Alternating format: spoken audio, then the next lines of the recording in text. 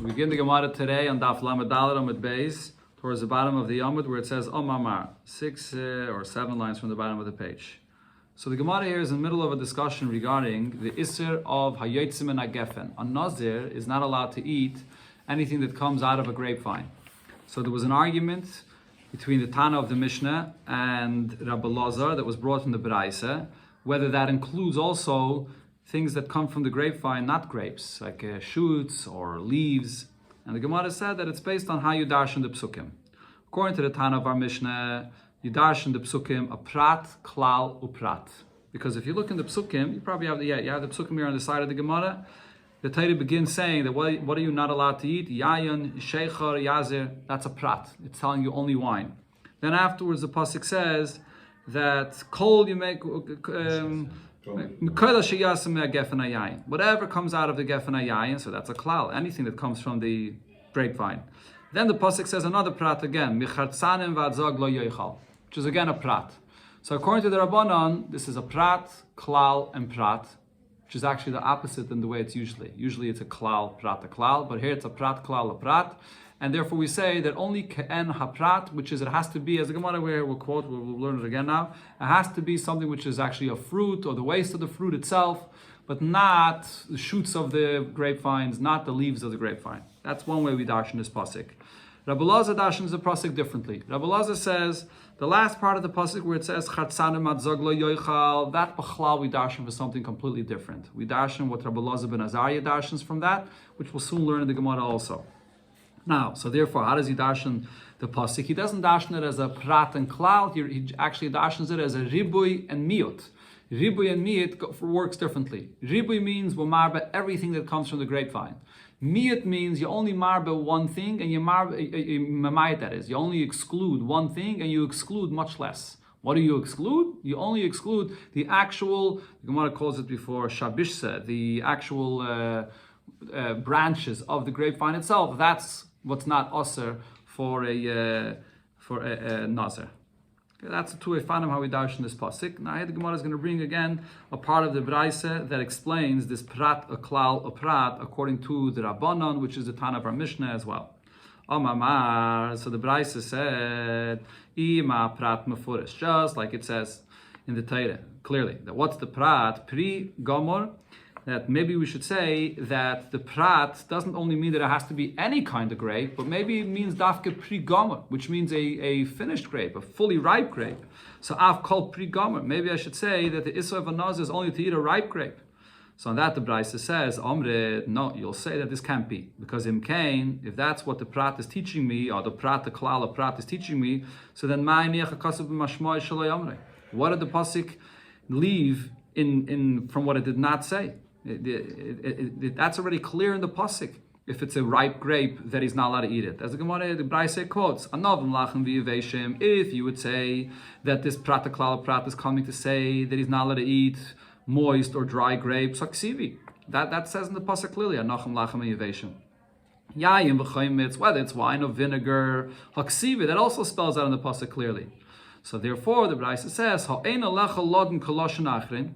so therefore, you can't learn out like what we just suggested now. That is, that the prat klal prat is teaching you that it must be only from a ripe grape. But like the Braise says earlier, as the Gemara they quoted before, what the Braise said in the beginning, which is that it comes to say that even a not ripe grape, which the Gemara before called a guharki, which is, or sometimes the Gemara calls it smader, which is the unripe grape, even that is also for the nazir. And the Braise continues and spells out this drasha. Again, the drasha here is a prat, a klal, and a prat. Why do we need the second prat for this drasha? If we're going to be marbe anything that's like the prat, because there's a prat, a klal, a prat, so why does the Torah have to write again another prat, which is the chatzanim and the zog, which refers to the grape seeds or the grape skins? So, in other words, the question is, can't you have the same drasha if you just have a prat, when the Torah spells out a detail, and then a klal, when it says said it in general terms? Why does it have to say prat, klal, and then a prat again? So the Braise tells you how this works. To tell you, anytime you find in the Torah, it first says a prat, a detail, and then a klal. Then it says it in a more general term. What happens then is, you're not going to say that the klal is related to the prat, that the klal will only include what's similar to the prat. Ella, rather, what we say in such a case is nasa klal meisafala prat. In such a case, the klal is actually coming to add on the prat, meaning that the klal adds on the prat even if it's not similar to the prat. That's why it says a prat, and then the klal. Once it says only the klal, then I say that the klal adds to the prat, and it's not similar to the prat. When do I say that the klal has to be similar to the prat? Unless the Torah comes and writes another prat again, like it does over here by Nazir. There's a prat, then a klal, then again a prat. Then I say that the klal is not coming to be marbe everything. Then I say that the klal is only going to be ke'en haprat.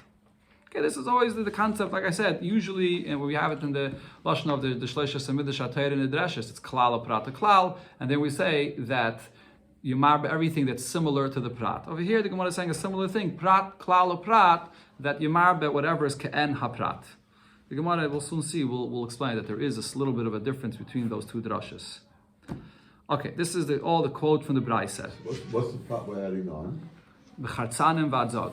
That's the prat that, again, the pasuk starts with a prat, yayin v'sheichar. Then it says the klal, kol hayotzim min hagefen, or something like that, right? Kol hashiyasim hagefen. And then it says again, chatzanim v'adzog, so it's ke'en haprat. The klal is doing nothing. Well, if not for the klal, then I would say that the issur for the nazir is only what's mefurish in the pasuk. And by writing the klal in the middle, prat, klal, prat, now we darshan that not only what's mefurish in the pasuk, but even something which is similar to the prat is also going to be yaseh. What do we marbe? So as I mentioned, the Gemara before says that we're marbe even unripe grapes and anything that comes from those unripe grapes. Okay. So again, the Gemara here says, so it adds again mechatzanim v'adzog, which is the prat, so it becomes a drasha of a prat, klal, uprat. Okay, now the Gemara will bring the other opinion over here, now based on what it said in the Mishnah. So just to remind you, what it said in the Mishnah, on Daf Lamed Daled Amud Beis, it brings the opinion of a Belazar ben Azariah. As I said, chatzanim and zog, what are they? It's the grape skins and the grape seeds. Belazar ben Azariah says that anything that you eat from what comes from the grapes, what's the isser? How much? If you eat a kazayis of it, that's the maskan of the Mishnah. But if you're eating from grape seeds or grape skins, it has to be 2 chatzanim and 1 zog. There was actually a machlekes in the Mishnah, which one of these chatzanim and zog, which one is the grape skins and which one is the grape seeds. But whatever chatzanim are, has to be 2 chatzanim, let's say chatzanim are the seeds, has to be 2 seeds and 1 zog, and one grape skin. And he learns it out from this pasuk. Chatzanim is lashon rabim. Chatzanim means 2 chatzanim, and zog means 1 grape skin. That's what he learns from here. So now the Gemara asks on his opinion. According to Rabbi Elazar ben Azariah, the kamoikim lahaim chatzanim v'adzog. He explains, what does the Torah mean when it writes chatzanim v'adzog? Loimar, to tell you she'ein chayiv, that if he's eating grape skins or grape seeds, he's not going to be chayiv achiyechol beis chatzanim. Only if he eats 2 seeds, v'zog, and 1 grape skin. That's what he uses this pasuk for. So if so, prata minole. The drasha that we just quoted from the Braisa, according to the Rabbanan, that we're using this for a prat, klal, and prat. And the Braisa clearly spells out, you have to have that prat in the end for the drasha to work. A prat, a klal, you would not say ken a prat. So since he's using this prat of chatzanim va'adzak to teach me something completely different, it's coming to teach me this halacha that it has to be 2 grape seeds and 1 skin of the grape to be chayiv when you're eating that. So, Minole, how does he know this drasha that we just said in the Braisa, that this is being used for a prat, klal, or prat? So the Gemara answers, you're right, you're going to have to say, Savala, Karabalaza, the Dorish, Miyat, Veriba. Rabbi Elazar ben Azariah of the Mishnah, he goes with the other opinion that was quoted before in the Braisa, which is Rabbi Elazar's opinion. What does Rabbi Elazar say?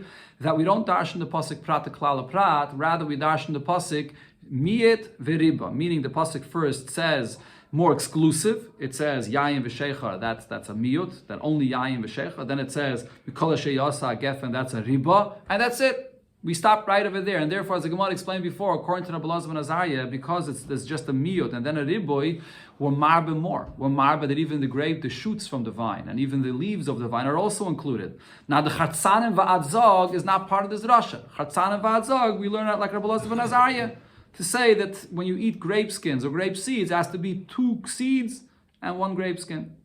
That's one way to understand this. So Rabbi Elazar goes together with Rabbi Elazar ben Azariah, and then you have the Rabbanan. But the Gemara says, or if you want, I'll tell you, Rabbanan. Rabbi Elazar ben Azariah of the Mishnah, even though he darshans from Chatzanim and Adzog, a different drasha, he still could follow the opinion of the Rabbanan that use these very same words for a prat, klal, a prat. How is that? Because if we would learn from the pasuk Mechatzanim v'Adzog just the drasha of Rabbi Elazar ben Azariah to say that you have to have 2 Chatzanim and 1 Zog, so then lichte ve'rachmana l'haimer Chatzanim v'Adzog gabe proti.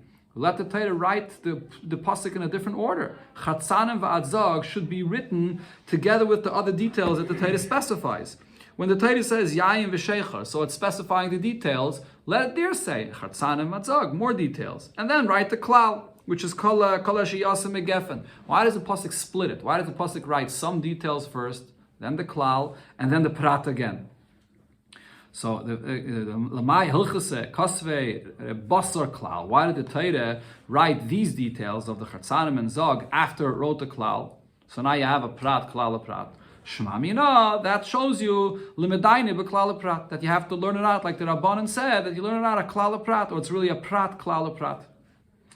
The Gemara, so if you're saying that because it was written out of order, so therefore I know that it's a prat, klal prat, but still, if so, let's say that maybe when the Torah writes these words, Chatzanim v'Adzog, it's only written to teach me this prat, klal prat, and not the drasha that Rabbi Elazar ben Azariah said that you learn from these words that it has to be 2 Chatzanim and 1 Zog in order to be chayiv if you're eating grape skins and grape seeds. So the Gemara says, no. You can actually learn 2 different drashas from these words. Why? Because in Cain, if that would be the only drasha, in other words, if the only drasha would be the prat, klal, or prat, and not this drasha of Rabbi Elazar ben Azariah regarding grape skins and grape seeds, so lichtayv. So then the pasuk should write one of the 2. Oi, the pasuk should write shnei chatzanim or shnei zogim. Let the Torah write both chatzanim and zogim in the plural term, similar to each other. You know, that's the way you write it. Chatzanim and Zogim. If you're going to write plural, write both of them plural. Or Chartzan v'Zog. Or it should write both of them in a singular term. 1 Chartzan, 1 grape skin, or 1 Zog, 1 grape seed. Why does the Torah write Chartzanim Loshen Rabim and then Zog Loshen Yochid? Shmamina. So from this, I see that I could darshan here 2 different things. L'midrash be klal prat. On one thing, the fact that the Torah wrote it out of order, it writes a prat, then a klal, then a prat. From that I know that I darshan prat, a klal, a prat. And the fact that the Torah writes it in a strange way, it writes Chartzanim Loshen Rabim and Zog Loshen Yochid. So I learned at Rabbi Elazar ben Azariah's drasha that you have to eat 2 grape seeds and 1 grape skin, according to that pshat of Chartzanim and Zog. Okay, so that's the conclusion of the drashas, the way we learn it from the pasuk here. Okay, now the Gemara will focus on Rabbi Elazar's opinion. As the Gemara quoted before, that explained before in the Braise, how does Rabbi Elazar darshan the pasuk here? He darshans a ribui and a miyut. When it says in the Torah miyayin v'sheichar, it's actually the other way around. First it says in the Torah miyut, yayin v'sheichar, which is the Torah is saying that the Isser is specifically on wine, and then it writes mekol sheyasem megefen, which is a ribui, and therefore from that ribui, Rabbi Elazar said, will marbe everything that comes out of the grapevine, including grapes, the shoots from the grapevine and the leaves of the grapevine. He does. So Rabbi Elazar over here does not darshan the pasuk as a prat klal a prat, because the prat in the end of Chartzanim v'Adzog, that's darshan like Rabbi Elazar ben Azariah. It's a different drasha. So therefore he darshans the ribui, or first over here it's actually written first a miyut and then a ribui. But now the Gemara asks, but Rabbi Elazar the dorish miyut v'riba. Rabbi Elazar over here he darshans a miyut and a riba. Prat, a klal, a prat, minole. From where does he know? Where do we see, according to him, in the Torah that you do darshan a prat, klal, a prat? So all the Rishonim stop on this question and ask, what do you mean? What's the Gemara asking? Maybe according to Rabbi Elazar, there is no such a thing as a prat, klal, a prat.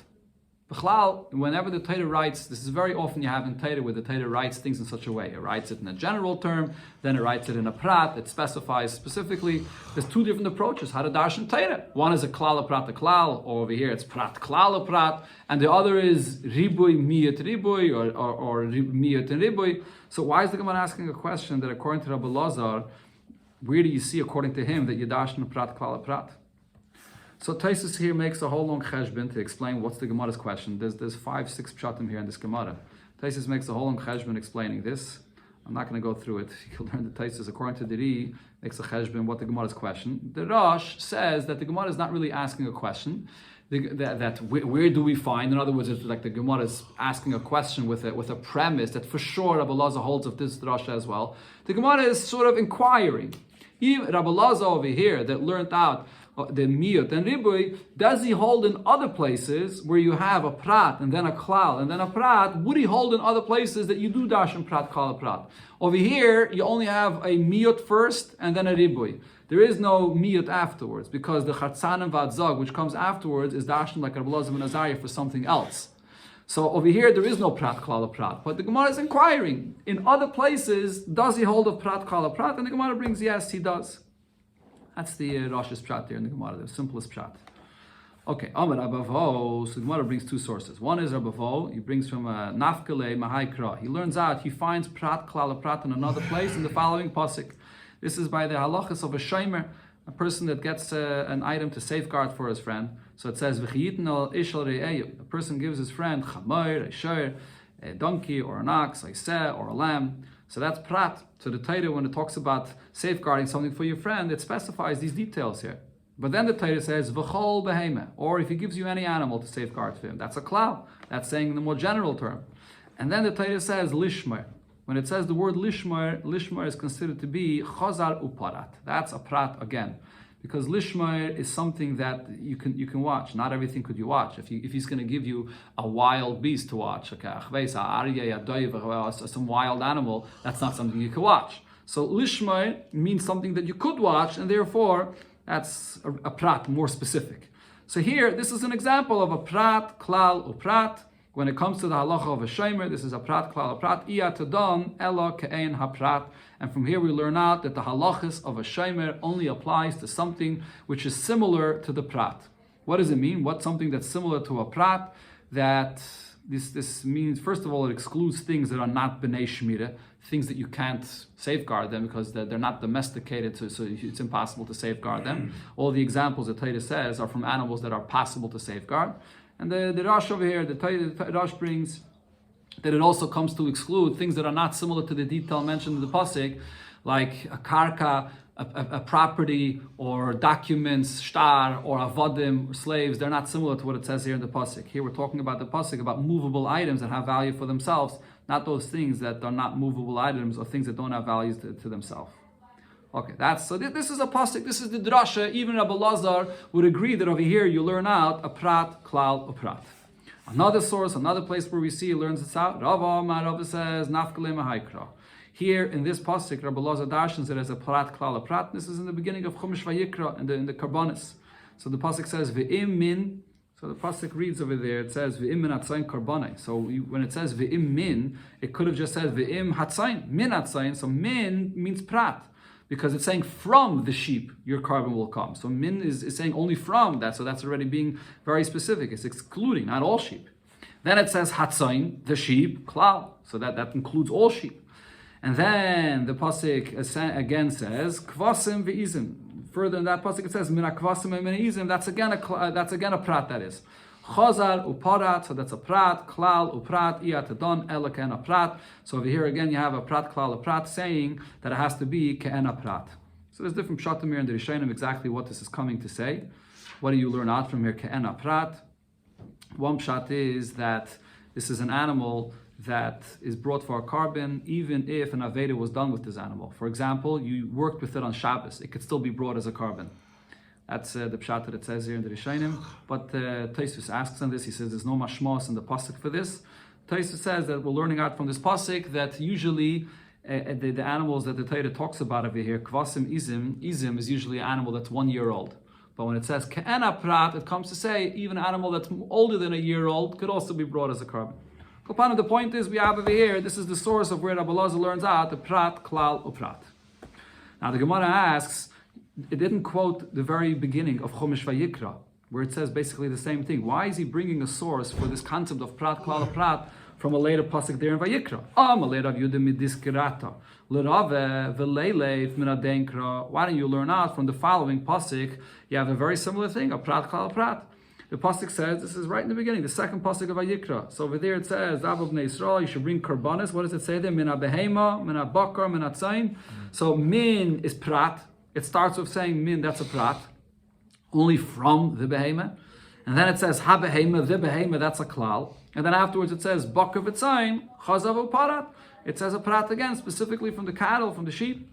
So you have again a prat, klal, a prat, yatadon, elakain, a prat, and you should learn out from here that animals can be brought for karbanis only if it's ke'en ha-prat, similar to the prat. Now, what's this drasha? What's the Gemara mean to say this drasha here? What's ke'en ha-prat? Ke'en ha-prat here means that it has to be only from a behema, from a domesticated animal, which is what's mentioned here in the pasuk, but not behema. It says, right? So, but not chayis, not from the wild beasts. So why can't we learn? Why didn't he bring this as a source for this kind of a drasha? Amalei, so Rabbi said, min hai lekela mishmami now. From here, we can't learn out such a kind of drasha to say that it's only from behemah and not from chaya, not from wild animals. Why? Because if it's from that pasuk, havamina, I would say, what does the pasuk there says? The pasuk there says ha behema. So when it says ha behema, chaya b'chlal behema, we find in other places when the Torah writes in the Parsha, in Parsha Shmini, when it talks about the animals which are kosher, not kosher, there when the Torah says ha behema, over there chaya is part of behema.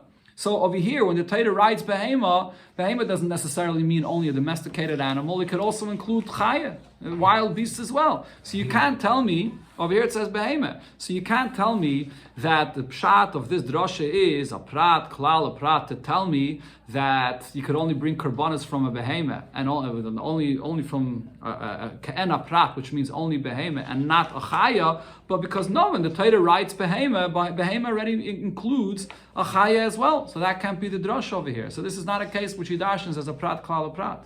Behema is the klal, no? Then is the prat. Right. And a chanami, but behema also includes chaya. So therefore, has to be ke'ena prat. What's ke'ena prat? Ke'ena prat, the prat itself, again, behema, you said behema is the klal. Right? So let's the pasuk here, min, and then behema is the klal.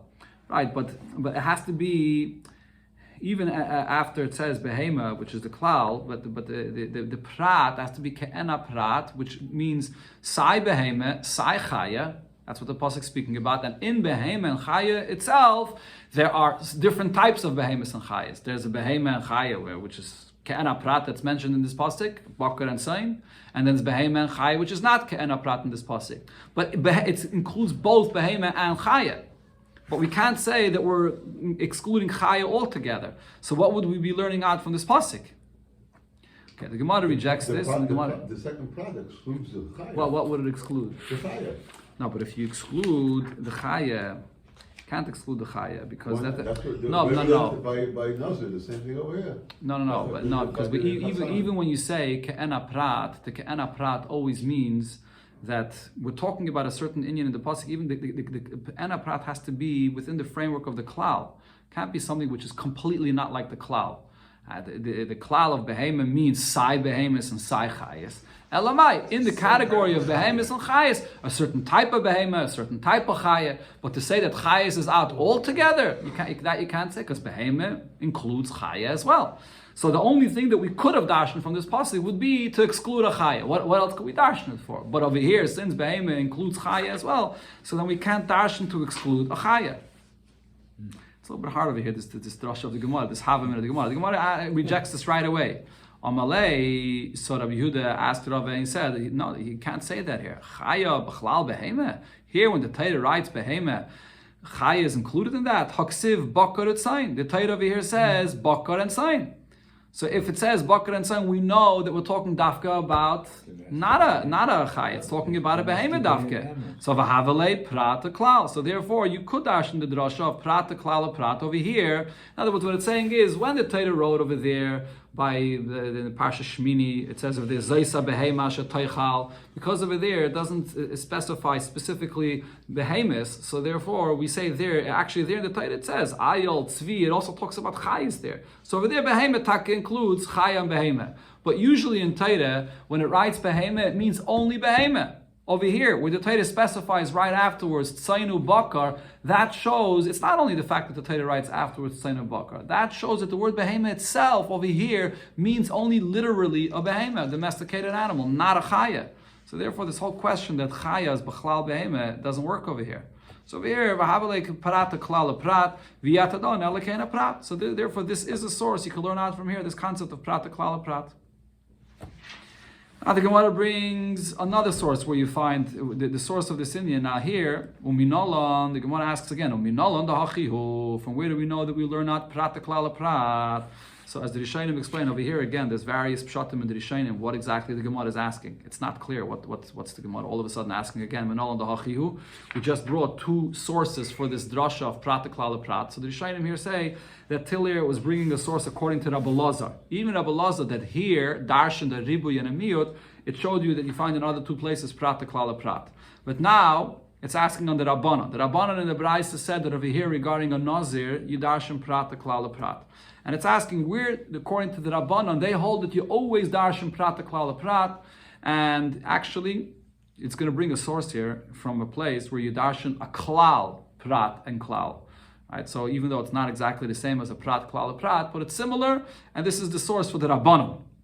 Why it has to bring a separate source for the Rabbanon, different than Rabbi Lazar, I'm not 100% sure. It seems like that the Rabbanon do not necessarily agree to this prat klal prat that the Gemara just brought according to the Rabbi Lazar, and this is a different source according to the Rabbanon.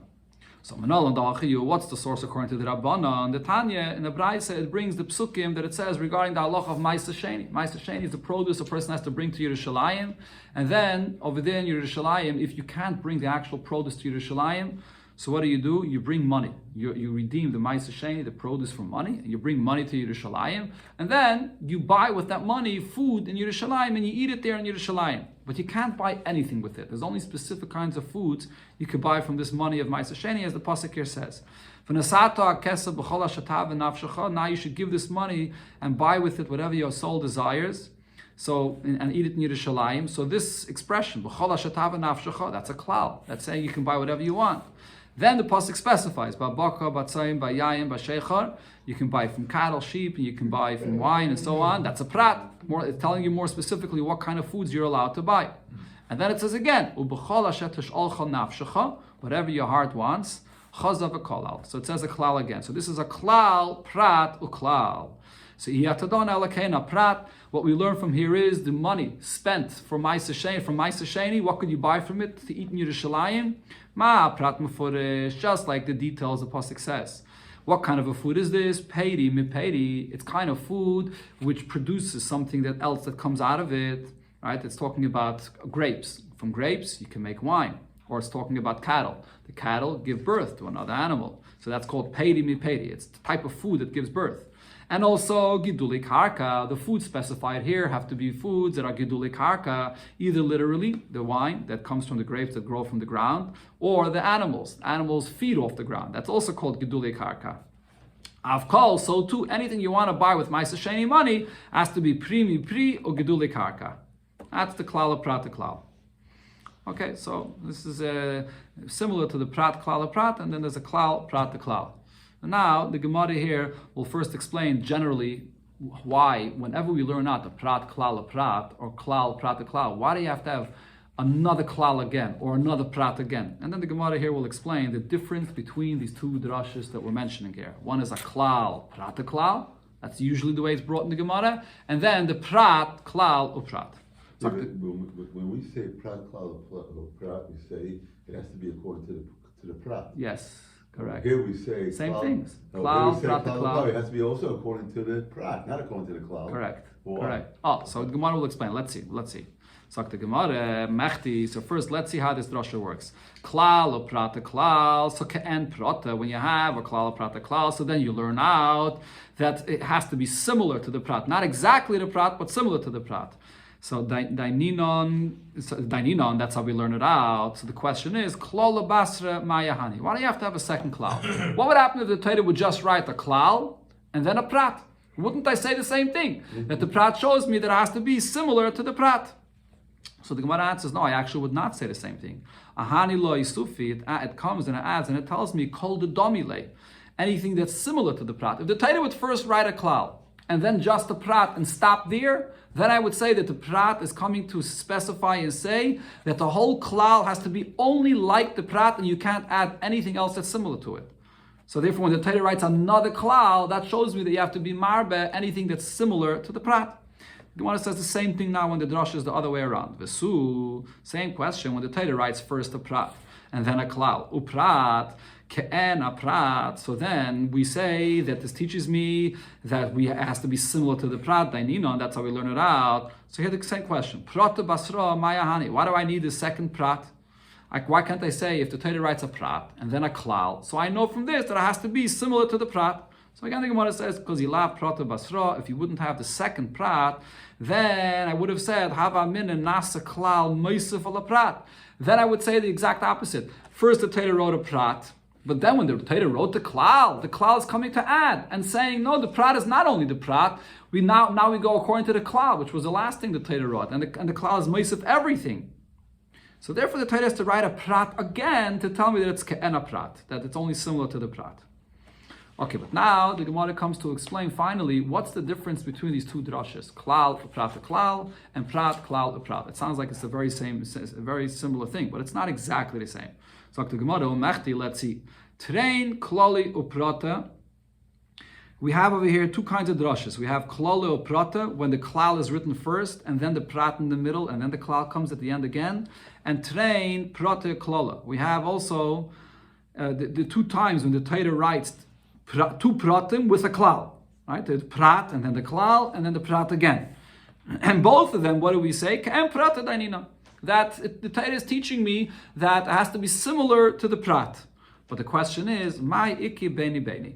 What is the difference between these two drashas? Is there any difference between these two drashas, whether it's a klal, prat a klal, or a prat, klal or prat? Says the Gemara, iki, yes, there is a difference. When there's two klalim and a prat in the middle, when we say that it has to be something, we learn from here that it has to be something which is similar to the prat, as long as it's similar to the prat in one aspect, that's good enough. We include it. But when it's trei prati uklala, when you have two pratim and a klal in the middle, then I say, only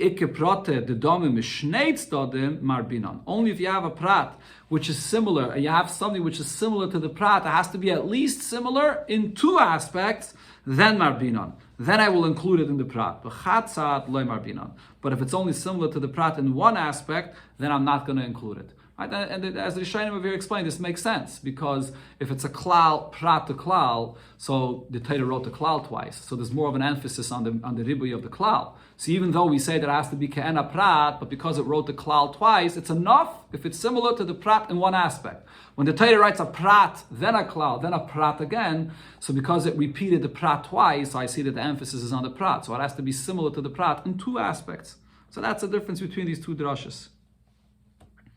Okay, now there's a big discussion here in the Rishonim regarding the various drashas that was brought before, how this plays out regarding being similar in one aspect, being similar in two aspects. Is this actually accurate regarding the drashas that the Gemara brought before? It's not so pasha. Okay, but that's the rule that the Gemara says here. Okay, the last point over here, the Gemara says, Mechti, let's see, prat to klal. What happens when you have a prat and then a klal? Just a prat and a klal.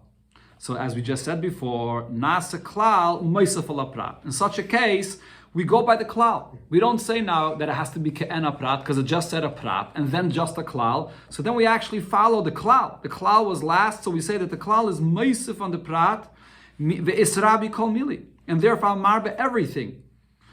Now, you have a similar thing according to the other opinion. There's another opinion that darshans the Torah not prat and klal, but it darshans the Torah ribui and miyut.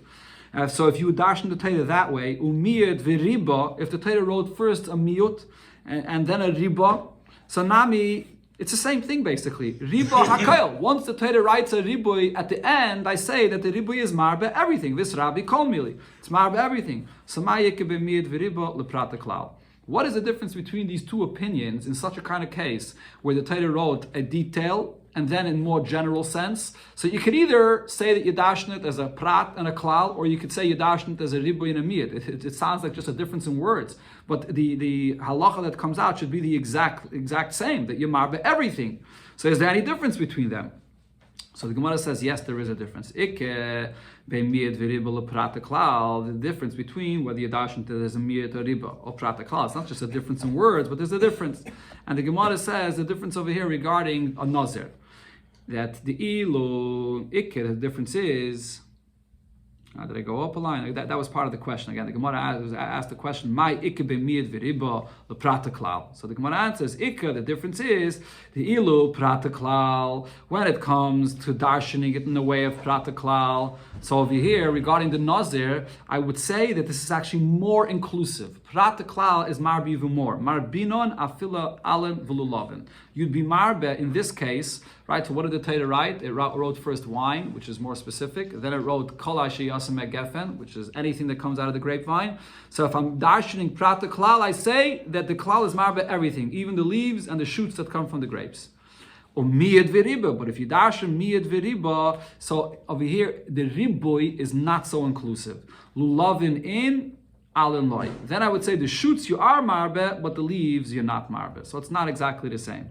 Now what it says here in the Gemara is very, very difficult to understand, because before in the Gemara, in the Braise, it said the exact opposite. Before, when the Gemara came to explain the opinion of Rabbi Lazar that says that you're marbe alin v'lulavin, that you're marbe actually both, the Gemara before clearly said that Rabbi Lazar holds that it's a miyut and a ribui. Here the Gemara is saying that only if it's a prat uklal, then you marba both the alan and the lulavin. So the Gemara said the exact opposite that it said befedish in the Braise.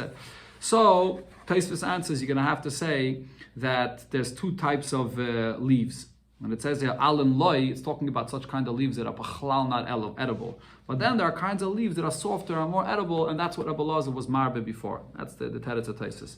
But b'chlal, when you get to the pshar of the Gemara, Tosfos explains that it comes out from this Gemara here that prat klal ends up being marbe more than a miyut and a ribui. And the reason is because the mandam that holds prat klal says that the klal is really coming to explain the prat. That's this idea. Prat klal, just like a detail and a general, means that the klal is explaining the prat. If it's explaining the prat, that means that the prat now means nothing, because the klal is explaining what the prat means. So we're marbe everything. Miyut and ribui is not explaining the miyut. Ribui is coming to be marbe more than the miyut. It's adding more, but it's not explaining. So therefore, true, ribui is marbe more than the miyut, but it's not marbe as much. It's the miyut is not completely eliminated. So therefore, we're not marbe everything as much as the prat klal. That's the pshat in the Gemara here. Okay. It's a lot more discussion that is showing. I'm going to get to all these drushes and different, I find them how it applies, but this is the pshat in the Gemara here.